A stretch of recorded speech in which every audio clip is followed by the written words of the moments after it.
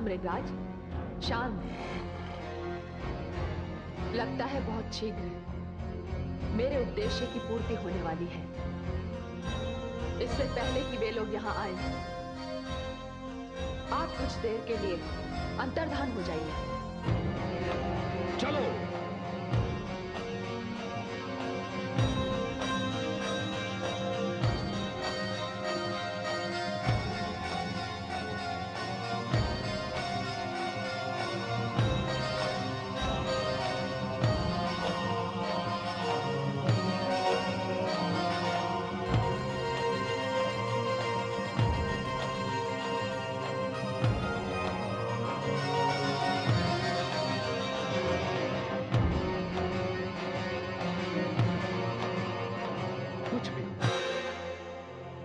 अवश्य ही मायावी है।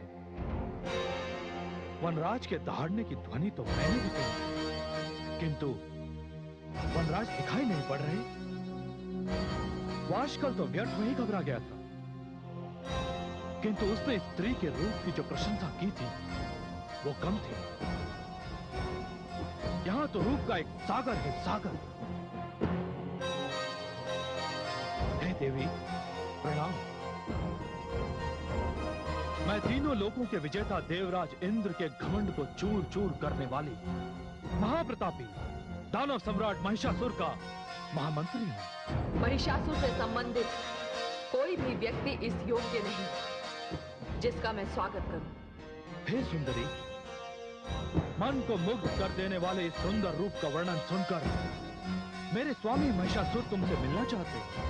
महामंत्री, उन्हीं के लिए तो मैं इस संसार में आई हूं। मेरा उद्देश्य उन्हें समाप्त करके धरती का भार कम करना है। इसलिए आप अपने स्वामी से जाकर कहिए कि मुझे निमंत्रण देना अपने काल को निमंत्रण देने के समान है।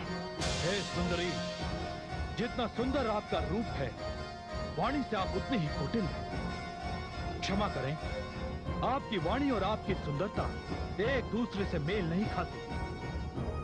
मैं विवश हूं, अन्यथा आपको अभी बंदी बनाकर अपने साथ ले जाता। यदि मृत्यु की इच्छा है तो ये भी करके देखो। हे सुंदरी,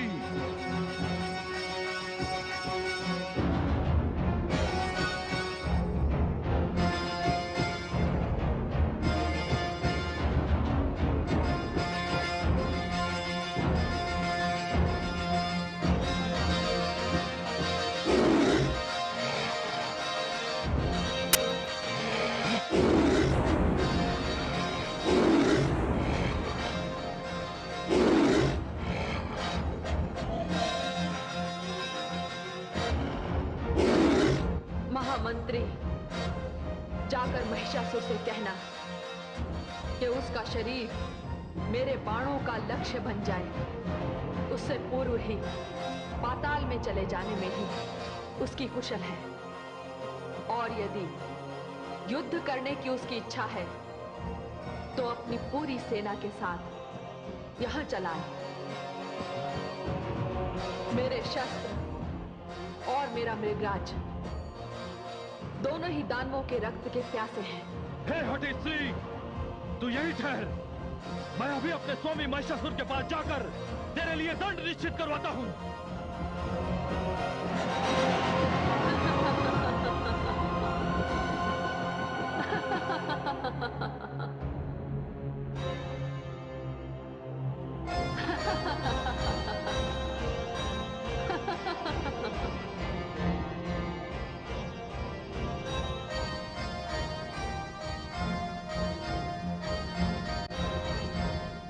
दानवेश्वर की जय हो।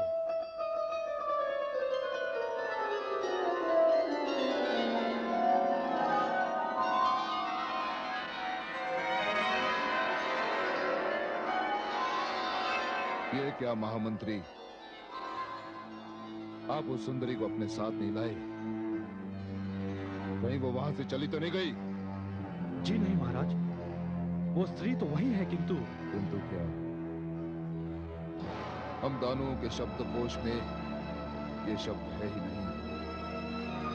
हे महाराज, सच पूछिए तो वो स्त्री केवल दिखने में सुंदर है, बातों में बहुत ही कड़वी है। महाराज, मैंने जाकर उससे कुछ प्रश्न किए, किंतु उसने मेरे प्रश्नों का उत्तर देने से पूर्व मुझसे ही कुछ प्रश्न कर लिए। महाराज, मैंने उसके प्रश्नों का उत्तर देने से पूर्व सोचा,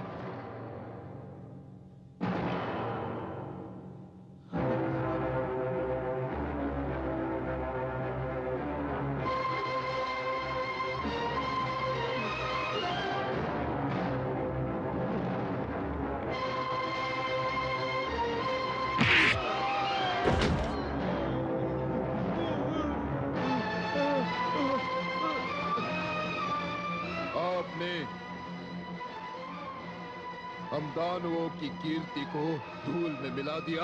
आपने आप एक स्त्री को यहाँ नहीं ला सके, एक स्त्री को। आप जैसा व्यक्ति एक असुर और दानवों का प्रतिनिधि नहीं हो सकता। आप जैसा व्यक्ति मेरा महामंत्री नहीं हो सकता, नहीं हो सकता।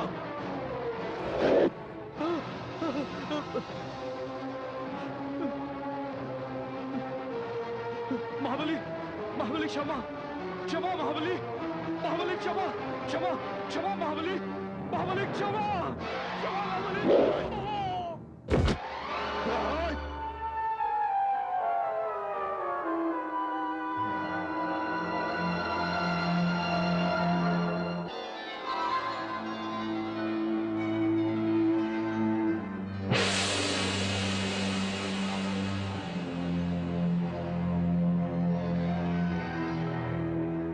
कौन हो तुम?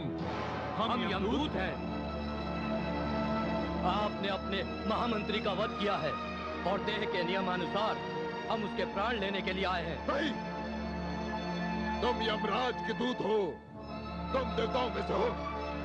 इसी कारण मैं तुम्हें एक असुर के प्राण छूने नहीं दूंगा। तुम जानते हो ना, इस समय इंद्र मैं हूँ। यहाँ मेरी आज्ञा से सारे कार्य होते हैं। आप सत्य कह रहे हैं, किंतु जब तक यमपाश हमारे स्वामी यमराज के पास है, तब तक हम यमदूतों से प्राण हरने का अधिकार कोई नहीं छीन सकता। यमराज कहाँ है? यमराज, यमराज! आपने बुलाया दानवराज?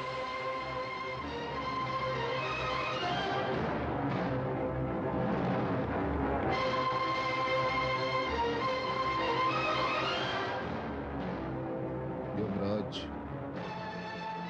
तुम समस्त देवताओं की शक्ति और अधिकार मैंने छीन लिए थे, फिर तुम्हारा इतना अधिक साहस कैसे हुआ?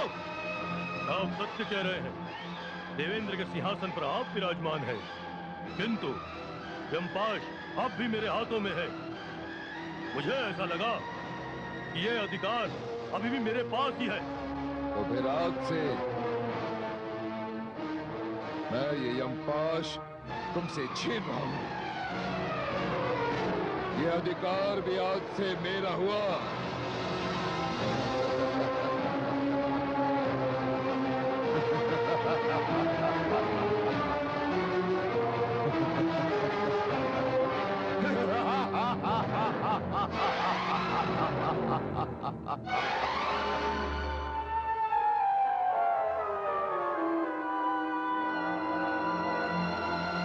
आज से मैं जिसे चाहूंगा जीवन दूंगा और जिसे चाहूंगा मृत्यु।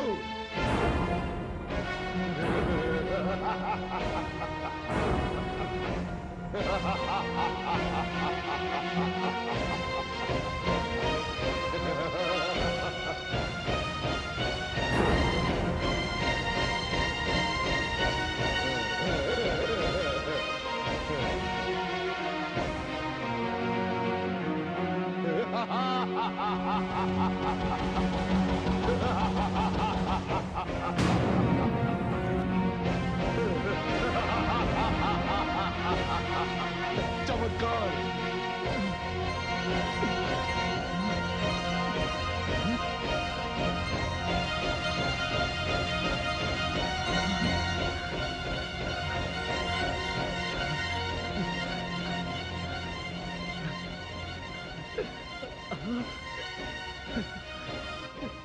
चमत्कार!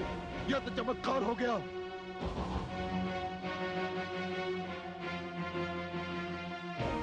अब जीवन और मृत्यु का अधिकार हमारी मुट्ठी में बंद है। यमराज, तुम जाओ, जाओ। और महामंत्री, यमराज के हाथों से यमपाश छीनकर हम अति प्रसन्न हैं। इसी कारण हम तुम्हें क्षमा करते हैं। जाओ। दानव सम्राट, यह आपके विशाल हृदय की पहचान है। जाओ जाओ।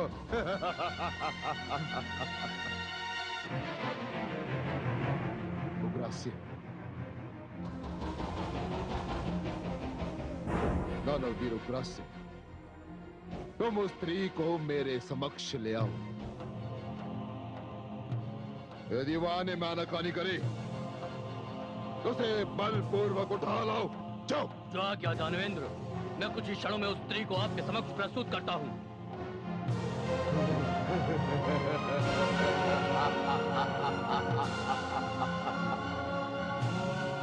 विनाश।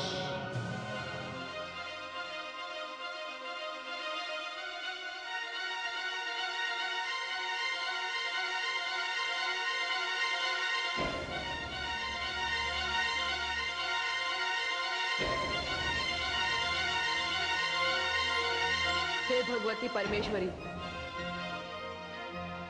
ये क्या अनर्थ हो रहा है? आपने जो विभाग मुझे दे रखा था और मृत्यु के कार्य का जो भाग देवादिदेव भगवान शंकर को सौंपा था, अब ये सभी कार्य महिषासुर ने स्वयं अपने हाथों में ले लिए हैं। नहीं महादेवी, महिषासुर ने यमराज के हाथों से केवल यमपाश छीना है, किंतु उसे इस बात का तनिक भी ध्यान नहीं कि यदि वो इस यमपाश का दुरुपयोग करना भी चाहे तो भी नहीं कर पाएगा। तो फिर उसके हाथों जिसका वध हुआ वो महामंत्री जीवित कैसे हो गया? इसका सटीक उत्तर तो आपको आदि प्रजापति ब्रह्मा जी दे सकते हैं। मेरे विचार से महामंत्री की मृत्यु महिषासुर के हाथों नहीं लिखी है, इसीलिए ये चमत्कार हुआ। इसी भ्रम में महिषासुर वास्तविकता से इतनी दूर चला गया जहां से उसे सत्य के दर्शन तब होंगे जब यम का पाश उसे स्वयं जकड़ लेगा। धन्यवाद भगवती परमेश्वरी, धन्यवाद। आपका ये भेद मेरी समझ में आ गया है। अब अपने स्वामी महिषासुर की इस यमपाश वाली उपलब्धि के कारण पूर्णतः निश्चिंत होकर दानव उग्रास्य रणचंडी भगवती दुर्गा के समक्ष आ रहा है।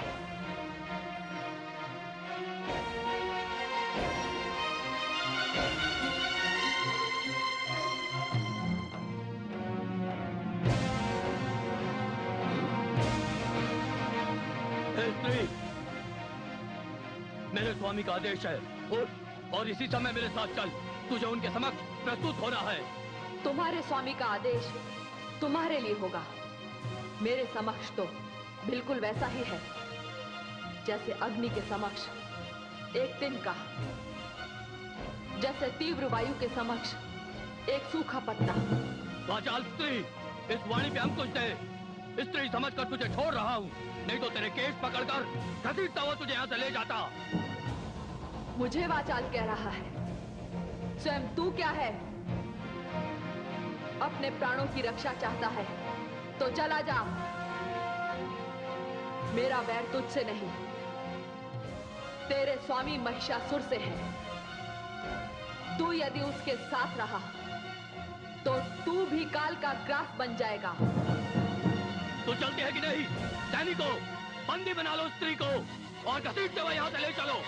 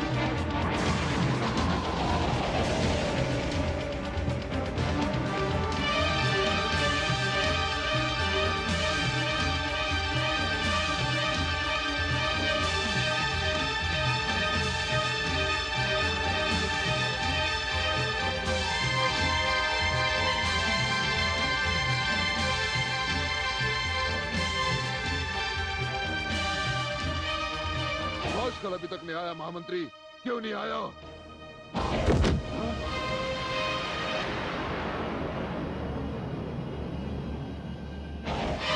ये किसका सिर है? कौन है ये?